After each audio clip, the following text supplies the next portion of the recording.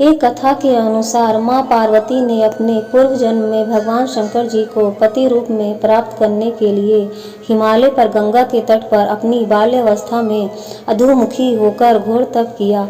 इस दौरान उन्होंने अन्न का सेवन नहीं किया, काफी समय सूखे पत्ते चबाकर ही काटे और कई वर्षों तक उन्होंने केवल हवा ही ग्रहण कर जीवन व्यतीत किया। माता पार्वती की यह स्थिति देखकर उनके पिता अत्यंत दुखी थे।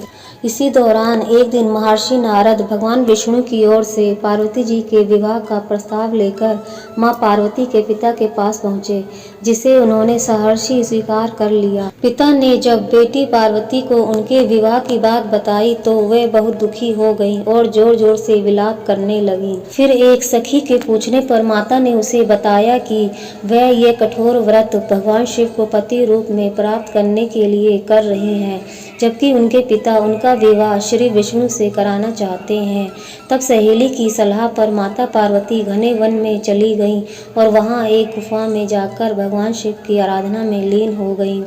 माँ पार्वती के इस तपस्विनी रूप को नवरात्रि के दौरान माता शैलपुत्री के नाम से पूजा जाता है। भाद्रपद शुक्ल तृतीया तिथि के हस्त नक्षत्र में माता पार्वती ने रेत से शिवलिंग का निर्माण किया और भोलेनाथ की स्तुति में लीन होकर रात्रि जागरण किया। तब माता के इस कठोर तपस्या से प्रसन्न होकर भगवान शिव ने उन्हें दर्शन दिए और इच्छा अनुसार उनको अपनी पत्नी के रूप में स्वीकार कर लिया। मान्यता है कि इस दिन जो महिलाएं विधि विधान पूर्वक और पूर्ण निष्ठा से इस व्रत को करती हैं, उनके पति की आयु लंबी होती है और वह अपने मन के अनुरूप पति को प्राप्त करती हैं।